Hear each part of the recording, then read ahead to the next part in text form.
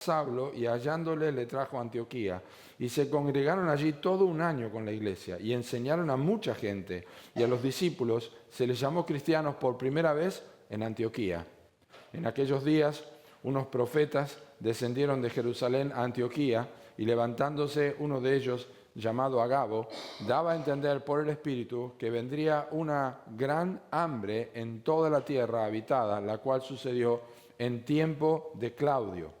Entonces los discípulos, cada uno conforme a lo que tenía, determinaron enviar socorro a los hermanos que habitaban en Judea, lo cual en efecto hicieron, enviándolo a los ancianos por mano de Bernabé y de Saulo. El discipulado bíblico es el plan de Dios para nuestras vidas, es el plan de Dios para la iglesia, y yo quiero compartir una verdad fundamental que es esto y mostrar 4 razones por las que es así. Primero voy a dar un contexto y después vamos a ver 4 razones que este pasaje nos permiten observar sobre por qué el discipulado es el plan de Dios para nuestras vidas. Dios está obrando y cumpliendo su propósito de lo que es la gran comisión. Lo que dijo a los apóstoles, a los discípulos, a los apóstoles, en su ascensión a los cielos, dijo: yo quiero que vayan y prediquen el Evangelio a toda criatura y que bauticen y les enseñen y los bauticen en nombre del Padre, del Hijo y del Espíritu Santo, que les enseñen todas las cosas. En el libro de Hechos dice que iban a ser testigos en Jerusalén, donde estaba la iglesia, donde comenzó, en Judea, en Samaria y hasta lo último de la tierra. Lo que pasó en Samaria, en Hechos capítulo 8, que ya lo vimos con el etíope y el eunuco, es decir, eso ocurrió en el desierto, en el camino a Damasco, pero antes de esto Felipe estaba predicando en Samaria, y lo que pasó aquí, lo que pasó allí es un ejemplo de lo que está comenzando a ocurrir. Cuando Felipe estaba en Samaria y predicó el Evangelio y la gente se convirtió, la iglesia de Jerusalén envió a Pedro y a Juan para ver lo que estaba pasando.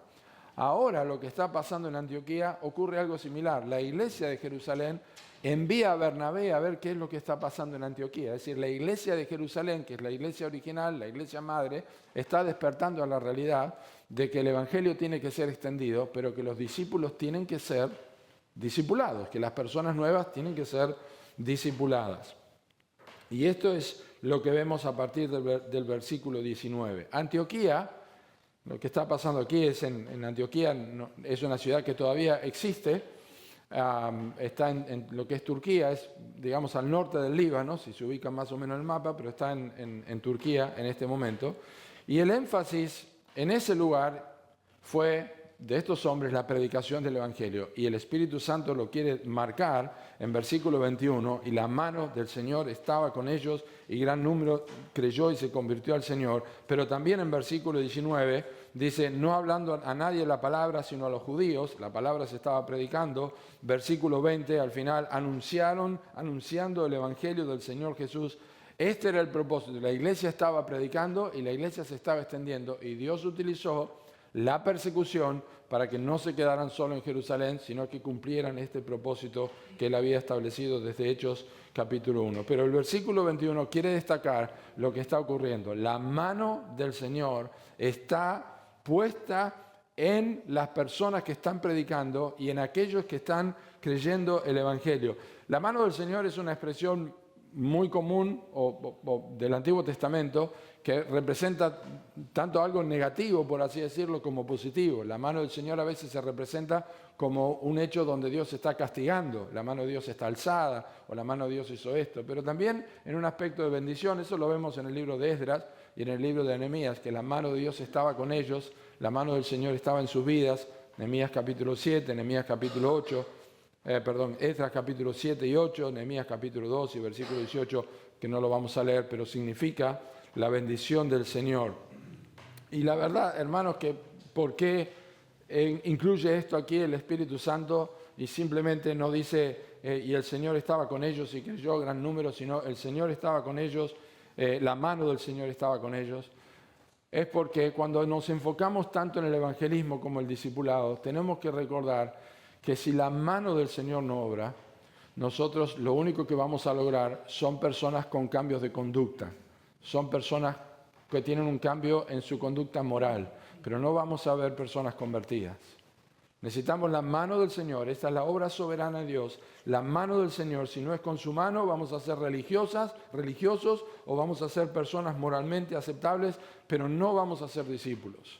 Cuando predicamos el Evangelio o cuando discipulamos, tenemos que recordar que tiene que ser la mano de Dios que obra en las personas. Es la mano de Dios que forma los corazones y que da vida a los corazones, que quita el corazón de piedra y pone el corazón de carne. Para volver la gente al Señor, nosotros necesitamos la mano del Señor. Y eso es lo que está ocurriendo aquí. Ahora bien, no vamos a concentrarnos en los detalles de lugares y personas que ustedes pueden ver en un mapa, en los versículos 19 al 20. Solo es importante para el contexto, conforme a lo que dije anteriormente, porque Dios sigue obrando, no solamente en Jerusalén, en Judea y Samaria, sino hasta lo último de la tierra. Ya lo vimos el domingo pasado, que fueron etíope, eunuco, pero ahora también hacia el norte, que es la zona de Antioquía. De hecho, como leímos en el pasaje, Bernabé fue a buscar a Saulo, que es Pablo, en Tarso, que era más o menos unos 230 kilómetros hacia el noroeste, ya lo que es bien el país de Turquía hoy, al apóstol Pablo, que había estado allí un buen periodo de tiempo, como lo enseña en el libro de Gálatas. Pero lo que vemos es cómo el crecimiento de la iglesia en Antioquía generó la multiplicación de discípulos. Y eso es lo que queremos ver ahora. Algo pasó acá y lo vamos a descubrir y vamos a aprender. Entonces, el discipulado bíblico es el plan de Dios para nuestras vidas. ¿Cómo sabemos esto? En primer lugar, observen, comienza con el Evangelio. El discipulado bíblico comienza con el Evangelio. El discipulado, en el sentido más amplio, incluye la evangelización y la conversión. Cuando nosotros escuchamos o leemos la palabra discípulo, que de hecho solamente aparece en el libro, en los evangelios y en los hechos, no aparecen en las epístolas de ninguna manera, pero aparece en el libro de los evangelios y en los hechos. Cuando hablamos de discípulos, especialmente en los evangelios, nosotros pensamos en los 12 apóstoles. Los apóstoles eran discípulos que llegaron a ser apóstoles, pero Jesús tenía muchos otros discípulos y discípulas. Para que entendamos bien. Entonces, cuando la Biblia dice que nosotros debemos ir por todo el mundo y hacer discípulos, está incluyendo la evangelización y la conversión y el crecimiento espiritual de esas personas. No nos confundamos. Los discípulos son las personas, para ser discípulos tienen que convertirse. Entonces la conversión, dice el pastor Piper, la conversión de personas, de incrédulos a creyentes, cristianos, discípulos, debería estar ocurriendo en toda y cualquier situación. Porque estamos evangelizando a las personas o porque estamos ayudándoles a crecer en su vida espiritual. No existe una única estrategia, no hay límites en cuanto a las formas, sí en cuanto al mensaje que se predica, por supuesto, que tiene que ser el mensaje del Evangelio, pero no hay límite en cuanto a las formas en que una persona puede recibir las buenas noticias de Jesús. Puede hacerlo a través de un folleto, alguien que le hable del Evangelio, puede ser que está leyendo la Biblia, puede ser hoy día que escuche un mensaje por internet, no lo sabemos, pero escucha el mensaje del Evangelio. Así que en ese sentido, discipular es tan variado como las maneras de anunciar el Evangelio o de vivirlo delante de otros para atraerlos al Señor Jesucristo. Así como es variado la forma en que nosotros anunciamos el Evangelio, no cambiando el mensaje, sino la forma en que llegamos, la forma en que conversamos con las personas y llegan a Cristo. También es variado el discipulado. Con esto quiero decir que así como no creemos que la persona se salva porque leyó un folleto únicamente o porque se sentó delante de un predicador que predicó un mensaje evangelístico, tampoco creemos que el discipulado es alguien que se sienta con alguien en una hora de un día específico en la semana y hacen un curso de 15 páginas o 15 lecciones. Eso es parte de lo que puede ser un discipulado, pero no es necesariamente el modelo del discipulado. Y yo quiero que vean que esto fue lo que pasó acá, como lo que pasó con el etíope eunuco en Hechos capítulo 8. Muchos judíos no habían cambiado su mentalidad, estamos en los primeros versículos, en versículos 19 al 21, muchos judíos no habían cambiado su mentalidad en cuanto a quiénes debían llevar el mensaje del Señor. Ellos en el momento creían que debían predicarle solamente a los judíos y no a los que no eran judíos, o como enseña el Nuevo Testamento, los gentiles, que es una palabra que significa pueblos, pueblos. Pero Dios no estaba limitado por la falta de percepción. Esto nos sorprende a veces. Dios no estaba limitado por la falta de percepción o por la visión cerrada que tenían los apóstoles que estaban guiando a la congregación, a la iglesia en Jerusalén. Ellos creían que el evangelio tenía que predicarse solamente a los judíos. Eso es lo que pasó en Hechos capítulo 2, estaban los judíos, aunque venían de otras naciones.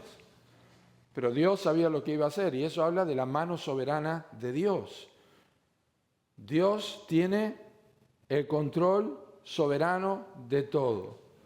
Pero bueno, aquí estaban las personas que comenzaron a evangelizar y es bueno que nosotros recordemos qué hacemos cuando evangelizamos porque estamos haciendo discípulos, ¿verdad? Así que tenemos que recordar que cuando evangelizamos, aunque no tenemos una forma definida, sí tenemos que mantener el mensaje que predicamos. Y este mensaje lo hemos oído muchas veces. Y que las personas tienen que saber que Dios es creador, que Dios es santo y que Dios es soberano. La Biblia dice que Dios creó todas las cosas. La Biblia dice que Dios es santo, como cantamos hoy, 3 veces santo. La Biblia dice que Dios es soberano sobre todas las cosas. Nuestro Dios está en los cielos, todo lo que quiso ha hecho. Nosotros podemos entrar en una conversación con las personas y tenemos que tratar de mostrarles a este Dios creador y soberano en primer lugar. Y en segundo lugar, las personas tienen que saber que el hombre es pecador, que que es enemigo de Dios, que está condenado. No hay justo ni aun uno, no hay quien busque a Dios. Todos se desviaron, a una se hicieron inútiles. No hay quien haga lo bueno, no hay ni siquiera uno. Nosotros siendo enemigos de Dios fuimos reconciliados con Dios por la muerte de su Hijo. Juan capítulo 3, 18 dice que aquellos que aman, a los que aborrecen la luz, no vienen a la luz para que sus obras no sean reprendidas. El corazón del hombre es pecaminoso, está separado de Dios, es enemigo de Dios en su mente, aunque puede ser religioso, está separado de Dios. Eso nosotros lo anunciamos. Le anunciamos a las personas que Cristo es el Hijo de Dios. Le anunciamos a las personas que Él vivió una vida perfecta, vino a este mundo, tomó forma de siervo, hecho semejante a los hombres, fue sustituto, murió en la cruz, resucitó por nuestros pecados. Aquel verbo fue hecho carne y habitó entre nosotros y vimos su gloria, gloria como el unigénito del Padre, lleno de gracia y de verdad. La Biblia dice que Jesucristo es el justo, murió el justo por los injustos para llevarnos a Dios. Que Él no conoció pecado, pero Dios por nosotros lo hizo pecado para que nosotros fuésemos hechos justicia de Dios en Él.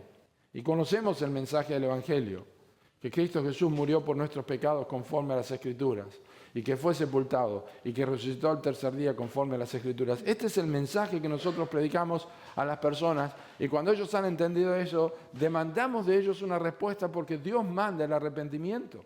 El arrepentimiento para con Dios y la fe en Jesucristo es lo que Pablo predicaba según Hechos capítulo 20, predicando el arrepentimiento para con Dios y la fe en Jesucristo con toda humildad.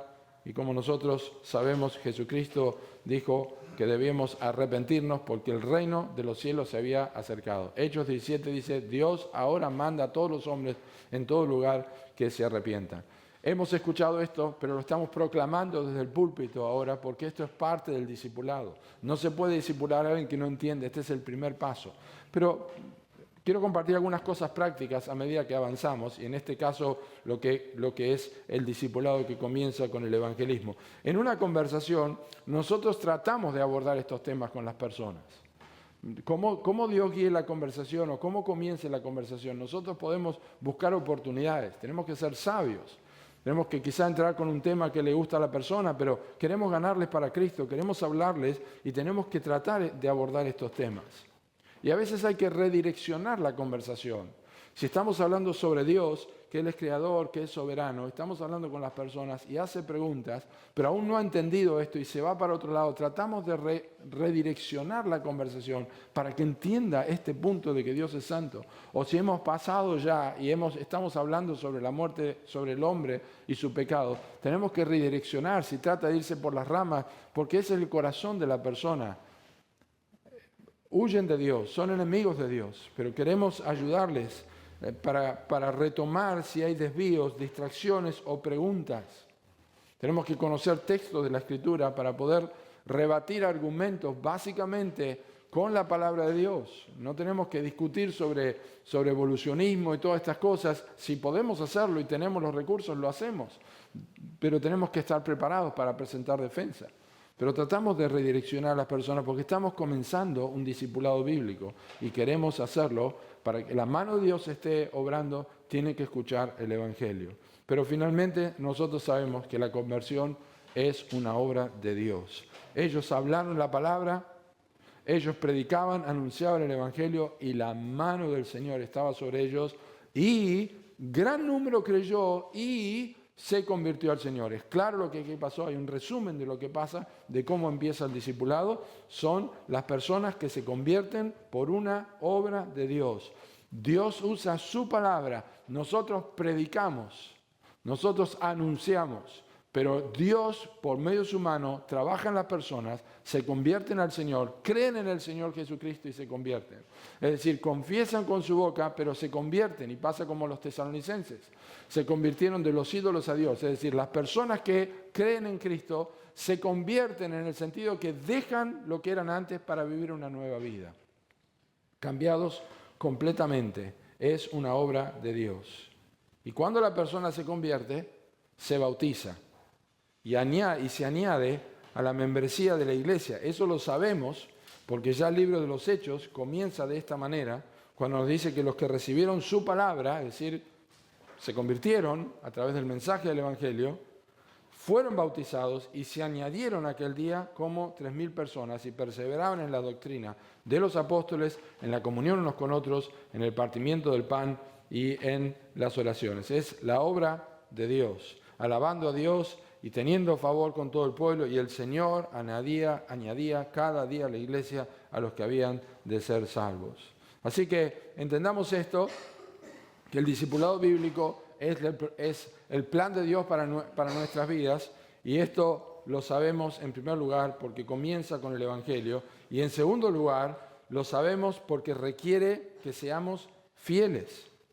El discipulado bíblico requiere que nosotros seamos fieles. Ahora, en líneas generales, antes de ver cómo descubrimos esta fidelidad aquí, en líneas generales, déjenme mencionarles que cuando una persona se convierte en discípulo de Cristo, cuando llega a ser un discípulo de Cristo, la Biblia enseña a través de expresiones directas o ejemplificadas, también como lo que voy a leer ahora, que uno deja una cosa por otra. Uno deja una cosa por otra. La persona que se convierte deja una cosa por otra. Dice, andando junto al mar de Galilea, vio a Simón y Andrés su hermano que echaban la red en el mar porque eran pescadores. Y Jesús les dijo, les dijo Jesús, venid en pos de mí y haré que seáis pescadores de hombres. Y dejando luego sus redes, le siguieron. Pasando de allí un poco más adelante, vio a Jacobo, hijo de Zebedeo, y a Juan su hermano, y también ellos en la barca que remendaban las redes, y luego los llamó, y dejando a su padre Zebedeo, y en la barca con los jornaleros, le siguieron. Ahora, uno dice, ¿qué está mal ser pescador? No, no está mal ser pescador. Lo que está enseñando aquí es que ellos dejaron algo para seguir a Cristo. Y la pesca podría haberse transformado en una idolatría, por supuesto. Pero no es el punto. Lo que está destacando el Evangelio es que dejaron lo que hacían normalmente para seguir al Señor Jesucristo. Dejaron una cosa por otra. Y cualquier discipulado bíblico, para ser personas, discípulos fieles, nosotros vamos a dejar algo por otra cosa, que es el Señor Jesucristo. Y esto es lo que también me refiero, es el señorío de Cristo. El discipulado significa que nosotros nos sujetamos al señorío de Cristo, y así lo enseña Jesús en el Evangelio de Lucas. Dice Lucas 9:23, y decía a todos, si alguno quiere venir en pos de mí, niéguese a sí mismo, tome su cruz cada día y sígame. Porque todo aquel que quiera salvar su vida la perderá, y todo aquel que pierda su vida por causa de mí, la salvará. Ninguno que poniendo su mano en el arado mira hacia atrás es apto para el reino de Dios. El discipulado incluye el señorío de Cristo, es decir, que Cristo ahora es Señor de mi vida. Y eso significa que yo muero a mi vida pasada. Y como dice un predicador, morir a uno mismo significa considerar que es mejor morir que tener lujuria en la vida. Considerar que es mejor morir que decir una mentira. Considerar que es mejor morir que nombrar vos el pecado que quieras mencionar. Es mejor morir. Y eso es lo que hace el señorío de Cristo en un discípulo fiel. Y por supuesto, también un discípulo es aquel quien entrega su propia vida, no solamente a Cristo, sino a favor de las personas a quien quiere discipular. Pues dice el apóstol Pablo en versículo 8 de capítulo 2 de 1 Tesalonicenses, tan grande es nuestro afecto por vosotros que hubiéramos querido entregaros no solo el Evangelio de Dios, sino también nuestras propias vidas, porque habéis llegado a sernos muy queridos.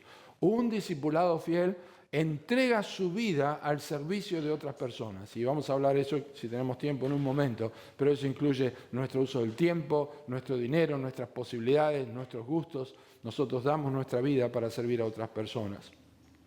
Y dice un autor, yo defino el hacer discípulos como invertir intencional y relacionalmente la propia vida en el crecimiento espiritual y la madurez de unos pocos discípulos. Invierto intencionalmente e invierto racionalmente en otras personas, lo cual incluye formar a esos discípulos para que luego discipulen a otros que discipularán a otras personas también. Como enseña Pablo a Timoteo, lo que has oído de mí ante muchos testigos, esto encarga a hombres fieles que sean idóneos para enseñar también a otros. Es decir, casi Pablo está diciendo, quiero ver bisnietos.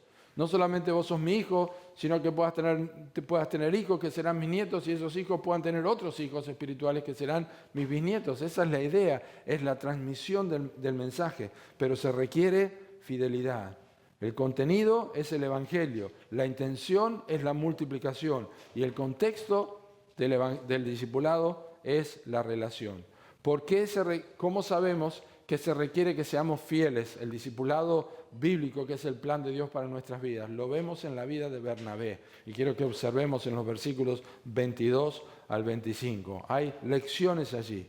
Bernabé es un ejemplo aquí que nos ilustra lo que son las cualidades de un fiel discipulador. Claro que no tenemos tiempo para trazar la línea de la historia de Bernabé en el libro de los Hechos, simplemente decir que era un levita y que él, en el capítulo 4 de Hechos, él vendió lo que tenía, en el capítulo 5 vendió algo que tenía, una posesión que tenía y trajo al servicio de la iglesia de los necesitados esta heredad que él tenía. La vendió. Pero era un hombre fiel y dice la Escritura allí, cuando describe a Bernabé por primera vez, que era un hombre bueno.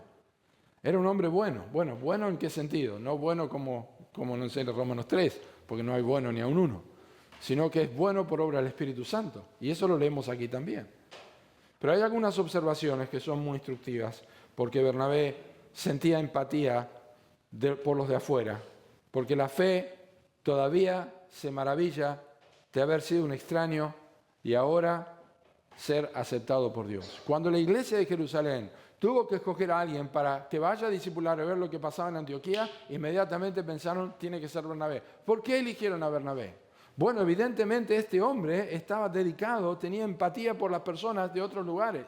Su fe estaba sorprendida de que Dios hubiera obrado en él, en su propia vida, y ahora estaba interesado por otros. Y esto lo vemos en Bernabé. Observen, Bernabé responde al llamado de Dios porque su fe descansaba en la promesa misionera. Llegó la noticia de estas cosas a oídos de la iglesia que estaba en Jerusalén y enviaron a Bernabé que fuese hasta Antioquía. Yo estoy con vosotros todos los días hasta el fin del mundo. Él, Bernabé, trabajó con su iglesia porque su iglesia le apoyaba. Bernabé tenía un compromiso con su iglesia en Jerusalén y sabía que su iglesia de Jerusalén le estaba enviando a Antioquía y sabía que estaba haciendo algo que la Biblia, que Jesucristo había dicho a los apóstoles que ellos debían ser testigos en todos lugares. Así que una persona fiel, un discipulador debe ser una persona fiel y es alguien que descansa en la promesa misionera de que Cristo dijo que Él debíamos ir por todo el mundo y llevar el Evangelio. Pero no solamente eso, observen en versículo 23, Bernabé vio la gracia de Dios en una iglesia imperfecta. Cuando llegó y vio la gracia de Dios, se regocijó y exhortó a todos a que con propósito de corazón permaneciese fiel al Señor. ¿Cuánto tiempo llevaba esta gente de convertidos? Muy poco tiempo. Llega Bernabé allí y ve la gracia de Dios. ¿Cuánto creen ustedes que habrá visto de la gracia de Dios? ¿Cómo se ve la gracia de Dios? Se ve por los frutos de las personas. Y quizás estas personas tenían pelo largo, tenían los pantalones rotos, o algunos todavía fumaban, para usar un ejemplo contemporáneo, o no tenían claro ciertas cosas, pero algo observó. El verdadero discipulador observa la obra de Dios en la vida de las personas. Ve la gracia de Dios en la vida de las personas. Porque la fe tiene un instinto natural para destacar la gracia. Y hay que tener paciencia. Hay que tener paciencia con las personas. Los discipuladores fieles tienen paciencia con las personas. Entonces te sentás o salís a charlar y ves que por ahí se le escapó una mala palabra o que tiene problemas de carácter. Y, no, ya no, si este no es convertido. No es así. No es así. Hay batallas. Todos estamos creciendo y aprendiendo. Y las personas comienzan en un proceso de santificación y batallan con ciertas cosas. Y debemos observar la gracia de Dios obrando en las vidas de las personas. Y Bernabé observó la gracia de Dios en la vida de las personas. Era una iglesia imperfecta, como somos nosotros una iglesia imperfecta. No estamos hablando de que pasaba por alto el pecado. No estamos hablando de eso. Estamos hablando de ver la gracia de Dios. Y ser cuidadosos y tener paciencia. Otra cosa es que Bernabé se alegró, lo observa en el mismo versículo, se alegró por la gracia de Dios en la vida de otros. Y esto nos enseña que discipular realmente trae gozo. Si te resulta pesado atender a las personas, si te resulta pesado responderles sus preguntas, si te resulta pesado que otra vez cayó en lo mismo y que estás allí y batallando y todo eso y no tenés gozo, tenés que pensar qué está pasando en tu vida. Porque necesitamos paciencia. La fe no solo ve la gracia, sino que saborea la gracia de Dios en la vida de otros. Me encanta cómo está reaccionando a ciertas cosas. Me encanta esa pequeña cosa que dijo que parecía una cosa que bíblicamente no estaba bien centrada, pero estaba preocupado por eso. Me encanta. Me encanta que dijo, no entiendo la Trinidad y a veces me trae dudas. No es creyente. No. Me encanta que tiene esa pregunta. Y que tengo que tratar con él. Me encanta que pregunta, pero ¿cómo puede ser que si Dios sabía todas las cosas y Adán y Eva pecaron, cómo no sabía que Satanás iba a hacer esto? No hagas esa pregunta. O esa pregunta, sí, está consultando, está preguntando, quiere saber qué pasa con su vida. La gracia de Dios nos da gozo ver cómo las personas crecen.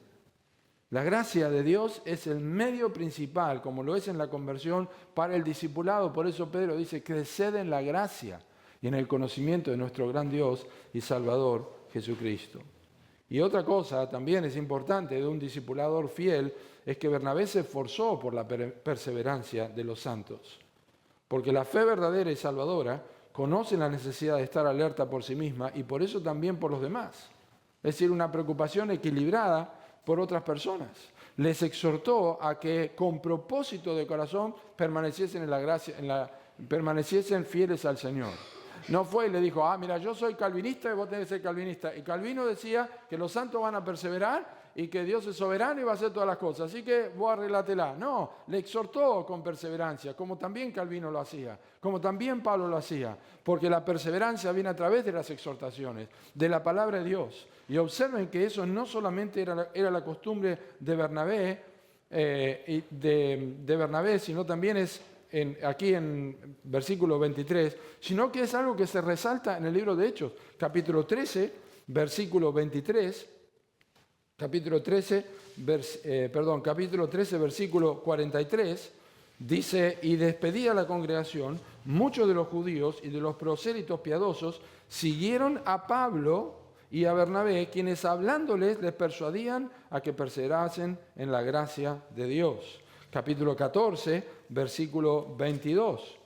Y confirmando los ánimos de los discípulos, exhortándoles a que permaneciesen en la fe y diciéndoles es necesario que a través de muchas tribulaciones entremos en el reino de Dios. Capítulo 15, versículo 32. Y Judas y Silas, como ellos también eran profetas, consolaron y confirmaron a los hermanos con abundancia de palabras. Capítulo 15, versículo 15, versículo 41. Y pasó por Siria y Cilicia, confirmando las iglesias. Y capítulo 16, versículo 5. Así que las iglesias eran confirmadas en la fe y aumentaban en número cada día. Capítulo 20, versículos 1 y 2.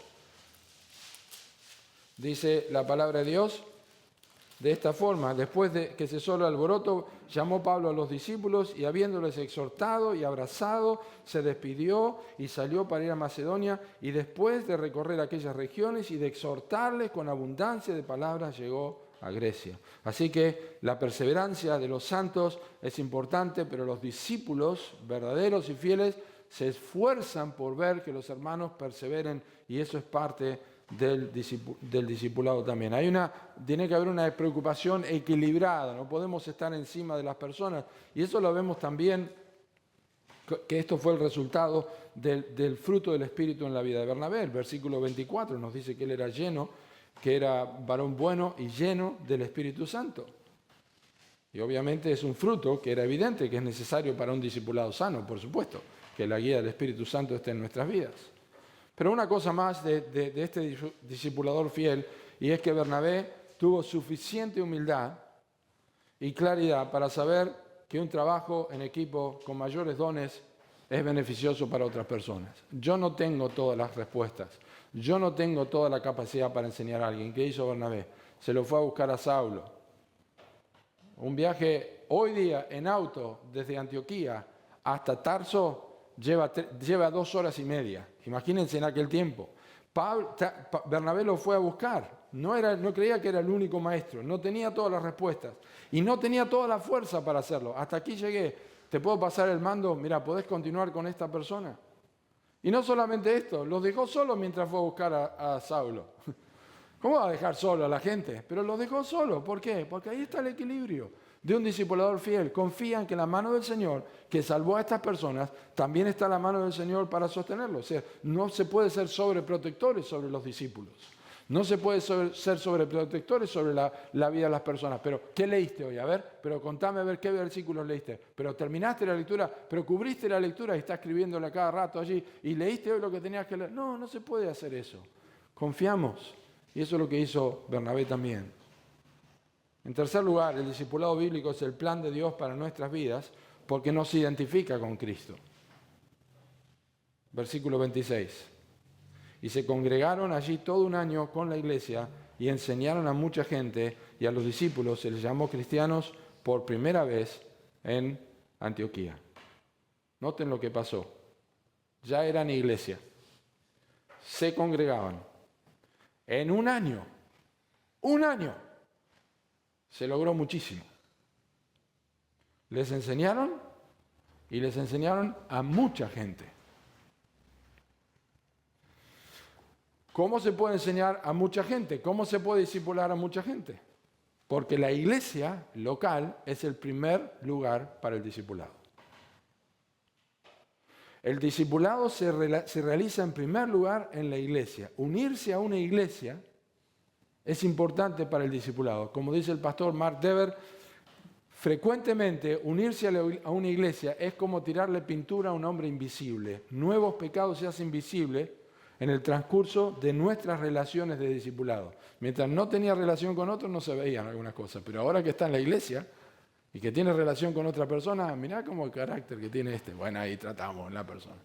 Mirá este cómo habla mucho y siempre mete la pata. Ahí está el discipulado para hablar. La Biblia enseña que tenemos que tener prudencia con nuestros labios. Es como tirarle pintura al hombre invisible. Se hacen visibles las cosas cuando estamos en comunión. Cuando estamos lejos y apartados no se nota.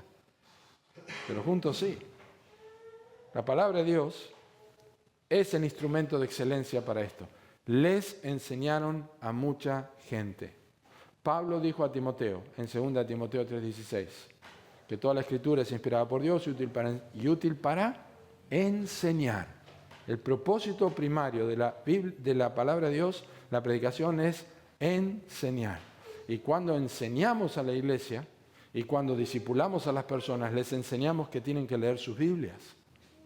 Les enseñamos que tienen que practicar una vida de oración. Les enseñamos que tienen que congregarse. Les citamos Salmo 1 para hablar de la palabra de Dios. Les citamos 1 Tesalonicenses 5:17, es un versículo corto para memorizar, orar sin cesar.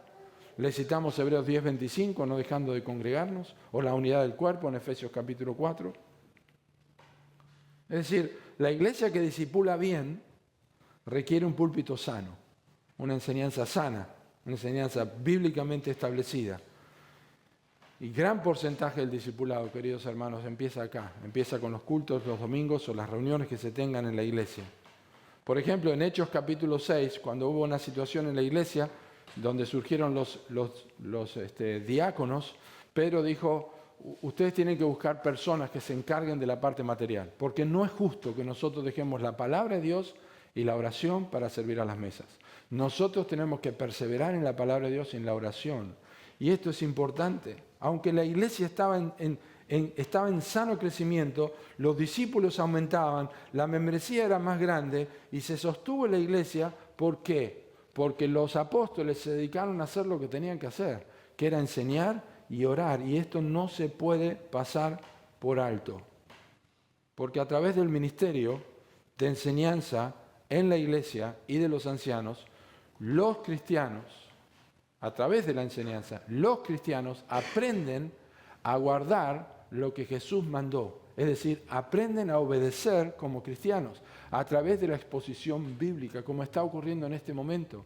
Ustedes aprenden a guardar, a obedecer cómo funciona un discípulo fiel porque han escuchado de su pastor que les mostró en Hechos capítulo 11 cómo Bernabé se conducía. Y ahora la iglesia tiene que tratar de ser, por la gracia de Dios y por la mano de Dios, un discipuladores como Bernabé lo era. Un hombre con perseverancia, un hombre con ánimo. Entonces, discipulares, Bernabé lo hizo, las personas lo siguieron a Pablo también. Discipular es ser un modelo. Nosotros no le vamos a mostrar, dijo el pastor Dever, no vamos a mostrar ropa para un fotógrafo, vamos a mostrar una moda, una forma de vivir que otros pueden seguir, porque de eso se trata el discípulo, uno que sigue a otro. Entonces no vamos a una sesión de fotografía, nosotros le exponemos nuestra vida a las personas para que vean cómo es vivir y cómo es seguir a Jesús. Tenemos que ser ejemplos, lo que hizo Bernabé, lo que hizo Pablo. Es decir, discipular es entrenar a los cristianos para que piensen, para que sientan y para que actúen como cristianos. Es ayudar a otros a seguir a Jesús. Y esto ocurre de muchas maneras en el Nuevo Testamento. Y ahora voy a mencionarles por qué, quiénes son los cristianos. Pero la forma en que nosotros modelamos y llegamos a mostrar que somos cristianos, la forma en que lo hacemos en el Nuevo Testamento, se ve de muchas maneras. Por ejemplo, las mujeres mayores o con años en la fe deberían instruir a las más jóvenes. Eso enseña Tito capítulo 2, versículo 4. Pablo entrenó a Timoteo para que entrenara a otros hombres que entrenaran a otros. Segunda de Timoteo capítulo 2, versículo 2. Eso es discipulado. Los padres deben instruir a sus hijos. Efesios 6, 4. Eso también es discipulado. Mateo 28, 20. Sabemos que los misioneros deben enseñar a las naciones que lo que Jesús mandó a todo el mundo que hiciera. Hebreos 3:13 nos dice que todos los cristianos deben exhortarse mutuamente cada día para evitar el pecado y estimularse al amor y a las buenas obras. Eso es discipulado. Todos los cristianos deben usar sus dones para servir a los demás. 1 de Pedro 4, versículo 10. Todos tenemos un don para servir a otros. Priscila y Aquila, en Hechos capítulo 18. Aparentemente de forma espontánea, llevaron aparte a Apolos y le expusieron más correctamente el camino del Señor. Eso fue un discipulado, a otro nivel, pero fue un discipulado. Es relaciones con otras personas. ¿Cómo nos relacionamos con otras personas? Ahora, ¿quiénes son los cristianos? El final de este versículo da el título a este tercer punto, que es que el verdadero discipulado bíblico nos identifica con Cristo. El final, observen el final del versículo. A los discípulos se les llamó cristianos por primera vez en Antioquía. Es notable que el Espíritu Santo muestra la relación entre discípulo y seguidor de Cristo de una forma tan pegada. Son las dos caras de la moneda. Tal como lo vieron los que así comenzaron a llamarlos. ¿Por qué los llamaron cristianos a los discípulos? ¿Por qué llamamos a uno libertario, peronista, kirchnerista, radicalistas o radicales o lo que sean, o menemistas, o todo lo que ustedes quieran, el ismos que se pone. ¿Por qué se hace? Porque siguen a una persona. Se parecen o siguen el modelo de una persona. Esto se ve mucho en política, pero también en otras áreas. Bueno, aquí los llamaron cristianos a los discípulos porque cuando veían a estas personas, los hacían semejantes a Cristo. Porque seguían a Cristo, porque daban sus vidas, porque oraban, porque escuchaban la palabra de Dios, porque se congregaban. Y ese es el modelo que nosotros debemos dar. Nosotros tenemos que modelar. Sea quien comenzó a hacerlo, no eran, para las personas que los llamaron cristianos, estos de Antioquía no eran meramente personas con una religión nueva, o con una creencia rara, o un hábito de ir a la iglesia. Porque hoy día todo el mundo es cristiano. Argentina es un país cristiano. ¿Y cuál es la diferencia? Se los llamaba cristianos porque evidentemente mostraban con su mensaje y sus vidas a quién pertenecían y con quién se identificaban. Y eso es lo que hace un discípulo. La vida refleja a quién pertenecen. No solamente la conducta de ir a sentarse en la iglesia, sino la vida de las personas. Me pregunto cómo haríamos hoy, ya que, como dije, todo el mundo se llama cristiano. Pero los cristianos hoy día son aquellos que siguen a Cristo de acuerdo a la Biblia. Y esa es la diferencia que nosotros queremos hacer. Y finalmente, en cuarto lugar, el discipulado bíblico es el plan de Dios para nuestras vidas. ¿Cómo lo sabemos? Porque demuestra frutos. Versículos 27 al 30 que ya leímos. Descendieron profetas, y uno de ellos dijo, mire, va a haber hambre y van a tener necesidad en Jerusalén. Y esto es lo que va a pasar. ¿Y qué hicieron? Cada uno conforme a lo que podía, juntaron y enviaron por medio de a los apóstoles, por medio de Bernabé, a los ancianos, por mano de Bernabé y Saulo. Y hubo frutos. En este caso, los verdaderos discípulos respondieron a la necesidad que venía de parte de Dios, porque fue un profeta que dijo, va a haber una necesidad. Respondieron a la voz de Dios.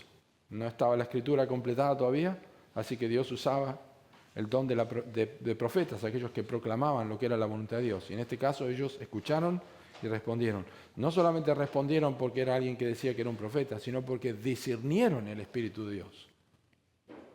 Estaban discerniendo, esto es la dirección del Espíritu Santo, eso hace un discípulo verdadero. Hicieron lo que pudieron cada uno, entonces los discípulos cada uno conforme a lo que tenía. Nadie tuvo que obligar a otro, ni nadie puso en duda al otro, este podría más, porque no. Cada uno conforme a lo que tenía, honestidad, transparencia. Y no hicieron acepción de personas. Determinaron enviar socorro a los hermanos que habitaban en Judea. Y especialmente me gusta la frase, versículo 30, lo cual en efecto hicieron, porque los verdaderos discípulos no se quedan solamente con palabras, sino que actúan y obraron. No fueron solamente oidores, sino hacedores de la palabra de Dios. El que sabe hacer lo bueno y no lo hace, le es pecado. Y, por supuesto, confiaban en sus líderes, en sus pastores, en Saulo y en Bernabé, confiaban, eran leales. Estos son los discípulos. ¿Cómo te ves como un discípulo o una discípula de Cristo? ¿Cómo vemos la iglesia como discipuladores? Aquí tenemos este ejemplo. El discipulado bíblico es el propósito de Dios para la iglesia de Regina. Pronto vamos a pasar a otro tema, pero podemos guardar esto en nuestros corazones. ¿Cómo podés discipular? Vamos a ver más ejemplos de esto en los próximos domingos. ¿Pero sos cristiano? ¿Sos cristiana en el sentido de que estás siguiendo a Cristo como discípulo? Es la primera cosa. Si no, nunca vas a poder enseñar a otros. Eusebio, el famoso historiador de la iglesia primitiva, describió a un creyente llamado Sanctus de Lyon, Francia, quien fue torturado por causa de Jesús. Mientras lo torturaban cruelmente, esperaban que dijera algo malo o blasfemo. Le preguntaron su nombre y él solo respondió, soy cristiano. ¿Pero de qué nación sos? Soy cristiano. ¿En qué ciudad vivís? Soy cristiano. Sus interrogadores comenzaron a enojarse. ¿Eres esclavo o eres libre? Soy cristiano, fue su única respuesta. No importaba qué le preguntaban sobre sí mismo, siempre respondía, soy cristiano. Esto hizo que sus torturadores se empeñaran aún más en quebrarlo, pero no pudieron y murió con las palabras, soy cristiano, en sus labios. Eusebio, Historia Eclesiástica, nos cuenta esto. ¿Sos cristiano? ¿Sos cristiana? ¿Seguís a Cristo? Bernabé lo era, los de Antioquía lo eran cristianos. Tenemos la chance de discipular con el modelo de nuestras vidas y con la palabra de Dios en nuestras manos. Que Dios nos ayude. Señor, te damos gracias por tu palabra y pedimos que la bendigas en nuestros corazones y que esto que hemos aprendido hoy pueda calar profundamente en nosotros y que recordemos que el discipulado bíblico es la voluntad de Dios para nuestra iglesia. En el nombre de Cristo Jesús. Amén.